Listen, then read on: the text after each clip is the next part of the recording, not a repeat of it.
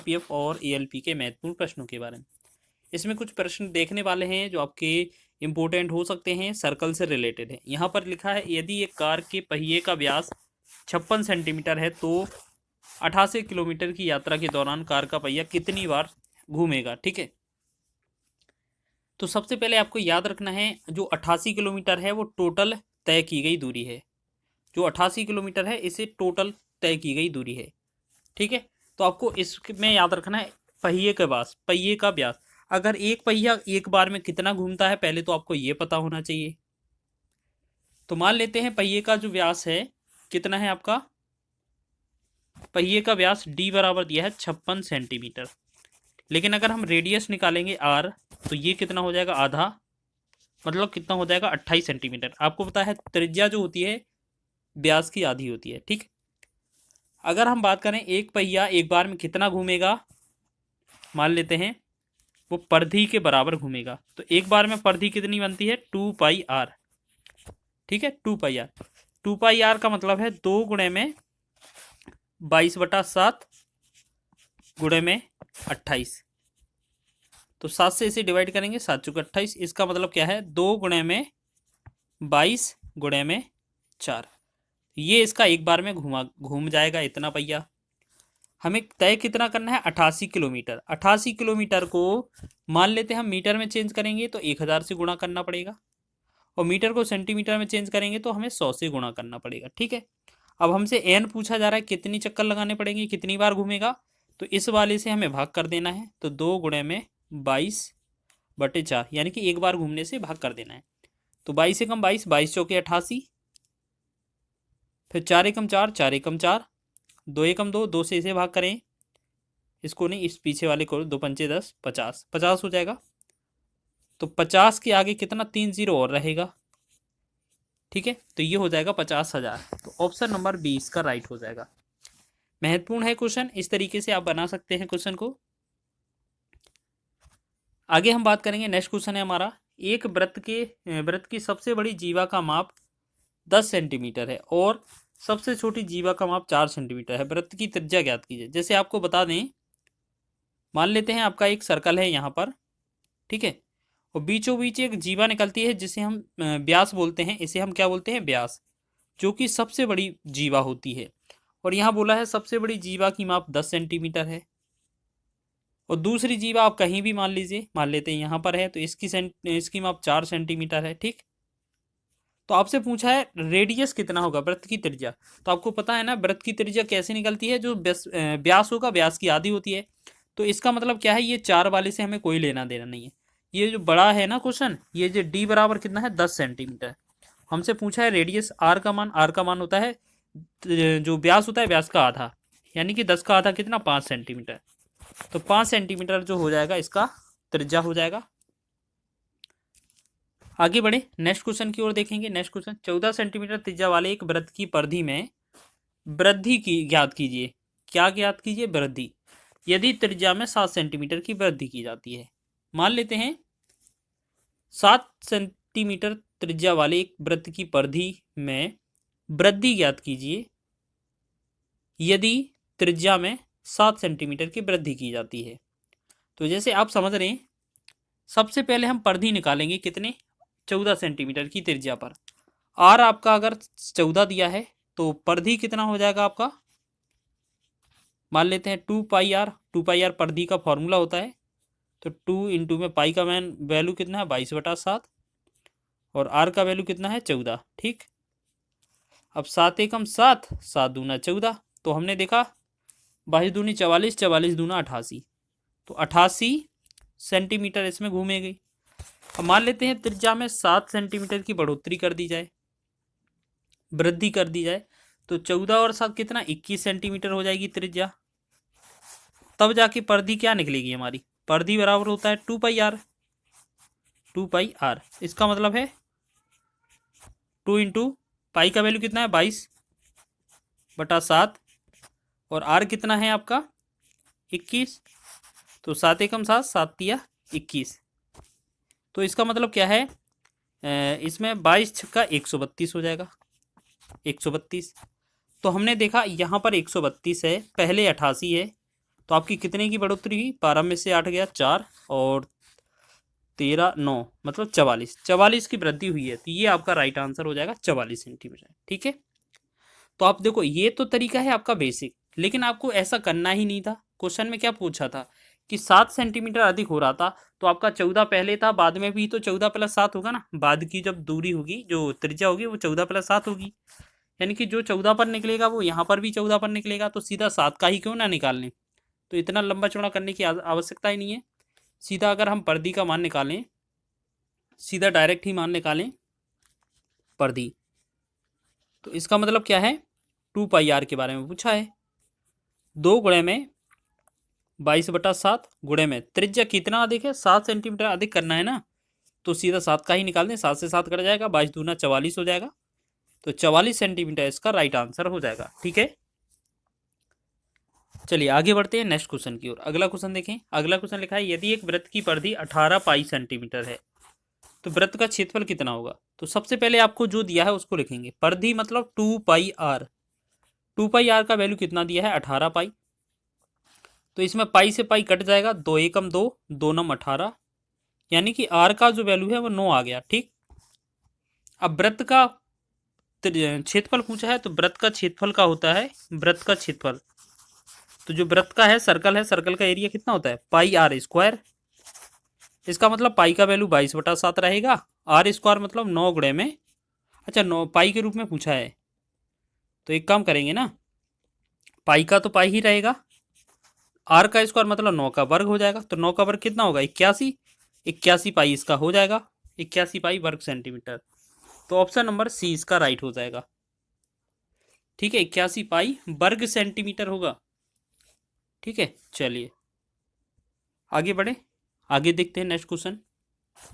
एक वृत्त की परिधि 22 सेंटीमीटर है तो अर्धवृत्त का क्षेत्रफल कितना होगा।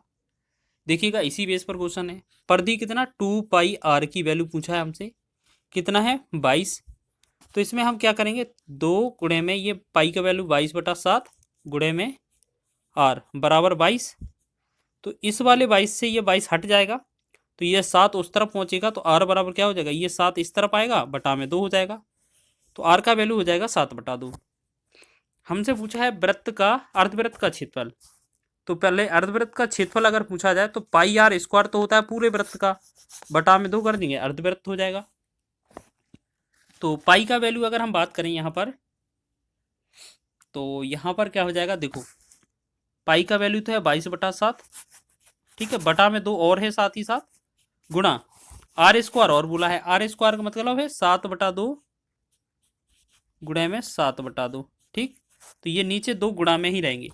अब हम एक काम करेंगे, 7 से 1 7 हट जाएगा, 2 से 2 एकम 2, 2 से 11, अब 11 का गुणा 7 में करेंगे तो 11 7 77 हो जाएगा, बटा में 2 दूना 4, 4 से भाग करना है 77 में, 4 एकम 4, 3 37 हो जाएगा, तो 4 नम 36।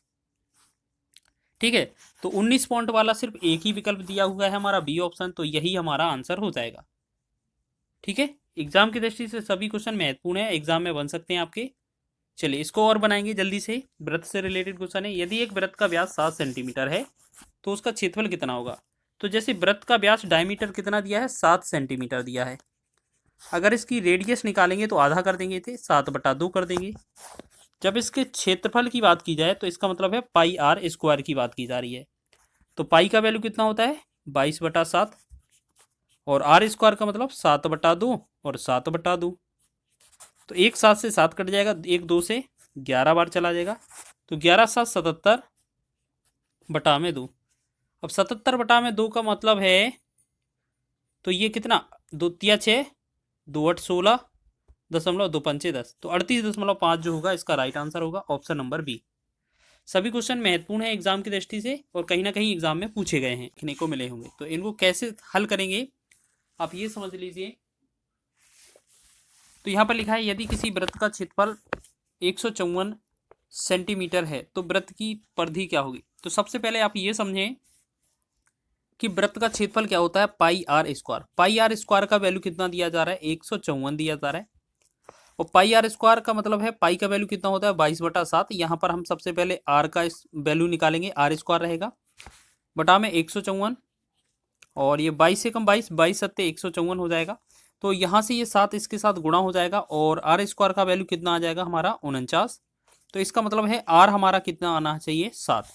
अब हमसे पूछा क्या है आपका, हमसे क्या पूछा है आपका, जो परिधि है ना, वृत्त की परिधि क्या होती है आपको पता है? वृत्त की परिधि 2πr होती है। सरकमस्टेंस का होते है कितना होती है 2πr। तो इसकी 2πr का मतलब है 2 इंटू में रहेगा और पाई का मतलब 22/7 भी रहेगा और आर का गुणा भी रहेगा। ठीक है, तो 7 से 7 कट जाना है हमारा परिधि में, तो 22 दूना 44 ये जो होगा, तो 22 दूना 44 इसका राइट आंसर हो जाएगा आपका 44 सेंटीमीटर, ऑप्शन नंबर बी। ठीक है, परिधि को परिमाप भी बोला जाता है, ये भी चीज याद रखेंगे आप।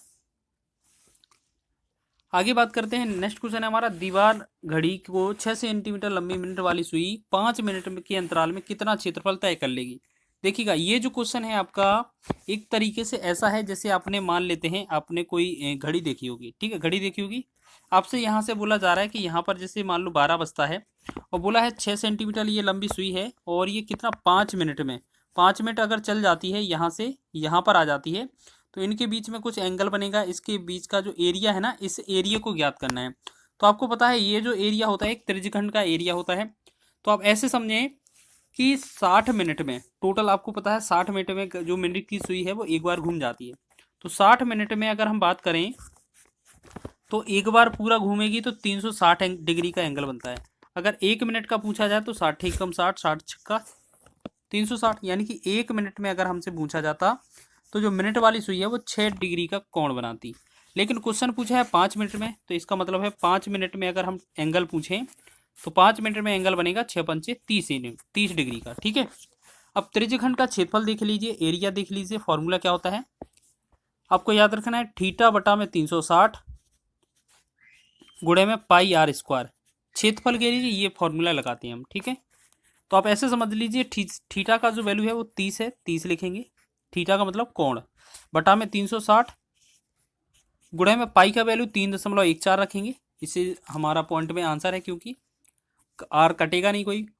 और आर का स्क्वायर का मतलब है 6 सेंटीमीटर लंबाई जो होती है ना उसे हम आर मानते हैं। तो आप आर समझ लीजिए कितना है 6 सेंटीमीटर है, तो इसका 6 का वर्ग करना है तो 36 हम इसे लिखेंगे।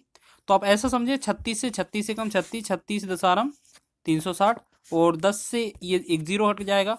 इसका मतलब है हम इसको सॉल्व करेंगे अगर हम आगे, तो बस हमारा जो बनेगा वो क्या बनेगा 3 गुणे में 3.14। जब इसे गुणा करेंगे तो चौके 12, 3 एकम 3 एक 4 और 3 त्रिका 9, तो ये कितना बनेगा 9.42। तो लगभग कितना 9.42, जो 9.43 के बराबर है, अप्रोक्स में है। सभी मान थोड़े थोड़े ज़्यादा हैं लेकिन ये हमारा बिल्कुल लगभग बराबर है। तो इसका जो आंसर होगा वो ऑप्शन नंबर ए इसका राइट हो जाएगा। आगे देखेंगे, लिखा है यदि एक वृत्त की परिधि और क्षेत्रफल के आंकिक मान बराबर हैं तो वृत्त की त्रिज्या ज्ञात कीजिए। आप ऐसा समझें कि जो वृत्त का क्षेत्रफल है और परिधि ये बराबर है। जैसे परिधि क्या होती है आपका, यहाँ पर नीचे लिख लेंगे, परिधि और बराबर क्षेत्रफल है, यानी कि परिधि क्या होती है 2πr होती है और क्षेत्रफल क्या होता है πr स्क्वायर होता है। तो पाई से पाई कट जाना है, एक आर से एक आर कट जाना है, तो आर का वैल्यू क्या बनेगा हमारा 2 सेंटीमीटर ही तो आएगा, 2 इकाई। तो ऑप्शन नंबर बी इसका राइट हो जाएगा। ठीक है, वृत्त की ये त्रिज्या हो जाएगी, बहुत ही आसान है। इस तरीके के प्रश्न मिलेंगे तो आपको बहुत ही कम समय लगेगा लगाने में भी। ठीक है, उस वृत्त के व्यास की माप याद कीजिए जिसकी परिधि 8.8 सेंटीमीटर है और पाई का वैल्यू कितना 22/7 लेना है। आप ऐसा समझें परिधि का मतलब क्या होता है 2πr, इसका वैल्यू कितना दिया हुआ है 8.8। आपको पता है 2r जो है वो व्यास के बराबर है, 2r जो है आपको गुणा नहीं करना, 2r ही लिखा रहने देना है। और इंटू में ये पाई का मतलब क्या है 22/7 बराबर में ये 88 मतलब 8.8। तो 22 से कम 22, 22 चौके 88, यानी कि ये 0.4 बनेगा। और 7 का हम इस तरफ गुणा करेंगे तो ये 2r का जो वैल्यू आएगा वो कितना 7 चौके 28 मतलब 2.8 आ जाएगा। अब 2r को चेंज करना ही नहीं है क्योंकि 2r खुद ये डायमीटर के बराबर होता है, 2 गुणे त्रिज्या जो होती है वो व्यास के बराबर ही होती है। तो इसका मतलब क्या है, जो हमारा आंसर आना था वो कितना 2.8 सेंटीमीटर आना था। तो इसका जो आंसर है वो आपका ऑप्शन नंबर सी हो जाएगा। ठीक है, तो ये भी बहुत आसानी से आपने कर लिया होगा। चलिए इसी तरीके से आगे बढ़े नेक्स्ट क्वेश्चन की ओर। नेक्स्ट क्वेश्चन क्या है हमारा, एक 28 सेंटीमीटर व्यास वाले अर्धवृत्त की परिधि है, परिधि कितना है। तो ये क्वेश्चन थोड़ा इंपॉर्टेंट लग सकता है क्योंकि कुछ बच्चों को अर्धवृत्त का परिमाप ही नहीं पता होगा। आधे से ज्यादा बच्चे तो क्या करेंगे, परिधि का फॉर्मूला आता है 2πr, और अर्धवृत्त की परिधि पूछा है तो 2 का भाग कर देंगे तो हमारा फॉर्मूला बन जाएगा πr। ये बिल्कुल ही गलत है, आपको याद रखना है, ठीक है। ऐसा परिधि का फॉर्मूला नहीं होता है। आप ऐसा समझें कि आपको एक आधा वृत्त दिया हुआ है, तो परिधि में आपका क्या होता है, ये वाला जो लाइन है ना, ये वाला लाइन, टोटल वाला लाइन, इस लाइन की जो वैल्यू होती है वो कितना होती है, 2πr होती है। अब ये 2πr तो पूरा है नहीं, तो इसे हम 2 से भाग करेंगे तो ये πr तो होगा ही होगा। लेकिन आपके साथ एक आर, ये एक आर, ये आर यहाँ पर, एक आर यहाँ पर, यानी कि प्लस में 2r और रहेगा, तभी हमारा फॉर्मूला बनेगा परिमाप का, वो भी किसका, अर्धवृत्त का परिमाप का या परिधि का। तो आप सीधा याद रखेंगे, अर्धवृत्त की परिधि या परिमाप पूछा है तो 2π सॉरी यहाँ पर πr तो रहेगा ही रहेगा, प्लस में 2r भी रहेगा, ठीक है। 2 बार त्रिज्या भी जोड़ी जाती है इसमें, बस इतना सा फर्क है इसमें। तो आप ऐसे समझें कि पाई का वैल्यू 22/7 रखेंगे, गुणा त्रिज्या का वैल्यू कितना है, देखो व्यास का वैल्यू 28 सेंटीमीटर है, देखिए डी बराबर कितना है, 28 सेंटीमीटर। तो आपसे अगर रेडियस पूछा जाए, त्रिज्या पूछा जाए, तो आधा कर देंगे, 14 सेंटीमीटर लिखेंगे। इसका यूज करेंगे तो यहाँ पर 14 लगा देंगे, प्लस में 2 गुणे 14 लगा देंगे, तो 7 एकम 7, 7 दूना 14, तो 22 दूना 44 हो जाएगा यहाँ पर, और 14 दूना 28 हो जाएगा यहाँ पर। अब इनको जोड़ेंगे, 8 4 12 और 4 2 6 1 7, यानी कि 72 सेंटीमीटर जो हो जाएगा, इसका राइट आंसर हो जाएगा आपका ऑप्शन नंबर सी, ठीक है। आपके रेलवे के हर एग्जाम में यहाँ सर्कल से रिलेटेड क्वेश्चन बनता है, तो इस तरीके से आप भी क्वेश्चन को बना सकते हैं। नेक्स्ट क्वेश्चन है हमारा, एक त्रिभुज जिसकी भुजा की लंबाई 7 सेंटीमीटर, 24 सेंटीमीटर और 25 सेंटीमीटर है कि अंतःवृत्त की त्रिज्या क्या होगी। देखिएगा, सबसे पहले हम आपको बता दें, अगर इसकी, तो ये आपका जो इस तरीके से त्रिभुज है, इसका त्रिभुज है, इसमें जो कर्ण है वो 25 है, और इसमें ये 7 है और ये 24 है। आपको पता है एक समकोण त्रिभुज है, और इसके द्वारा जो अंतःवृत्त बनेगा, यहाँ पर एक वृत्त बनेगा यहाँ पर, और यहाँ से एक जो त्रिज्या बनेगी, वो त्रिज्या कैसे निकाली जाती है। तो त्रिज्या को निकालने का बहुत ही आसान तरीका होता है। अब कैसे निकालेंगे, बहुत ही आसान तरीका है। आप ऐसा समझ लें कि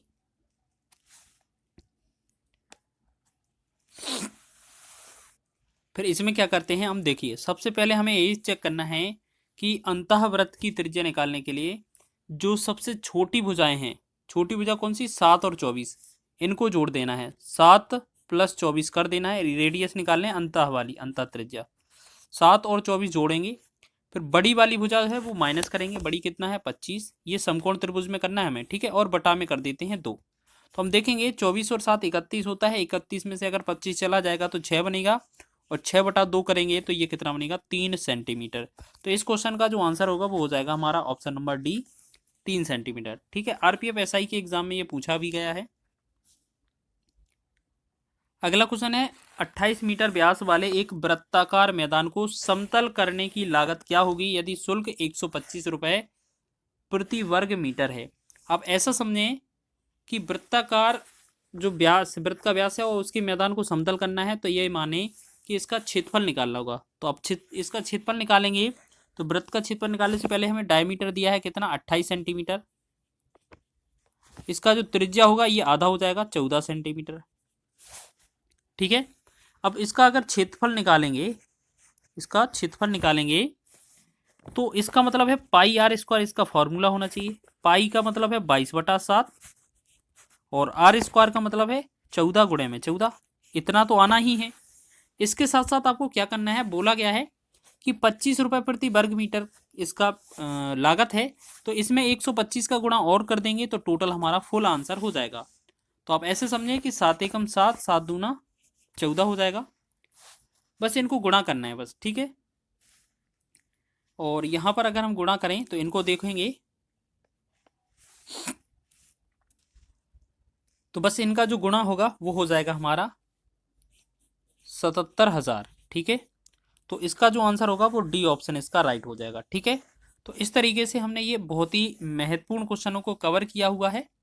एक क्वेश्चन और देख लेते हैं। यहाँ पर लिखा है किसी वृत्त की चाप की लंबाई वृत्त की परिधि की 2/9 है, वृत्त के केंद्र पर चाप के द्वारा बनाया गया कोण ज्ञात कीजिए, ठीक है। देखो इसको बनाने के लिए बहुत सारे तरीके हैं।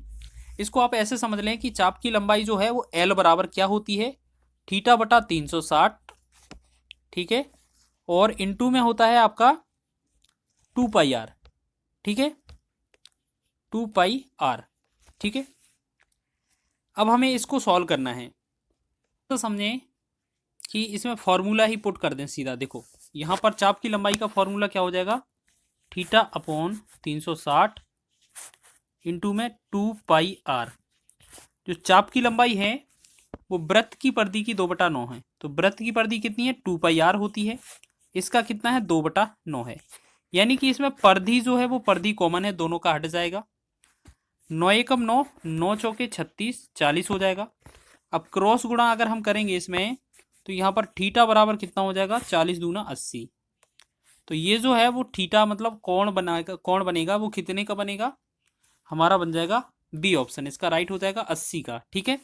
तो क्वेश्चन में क्या बोला था, त्रिज्यखंड जो चाप की लंबाई है, चाप की लंबाई कितना, चाप की लंबाई का जो बराबर रेशियो है, बराबर है अनुपात किससे है, परिधि से। परिधि का मतलब 2 पाई आर, इससे कितना 2/9 गुना। तो यही किया है हमने, बस एल की जगह अपना ये फॉर्मूला फिट कर लिया है जो उसकी चाप की लंबाई का फॉर्मूला होता है, ठीक है। तो चाप की लंबाई का फॉर्मूला अगर नहीं पता है तो हमने ये लगा दिया है, लेकिन आपको लिख देते हैं कि एल बराबर क्या होता है, थीटा अपॉन 360, और इनटू में क्या होता है हमारा 360 हो जाएगा, और इनटू में होता है हमारा 2 पाई आर, ठीक है।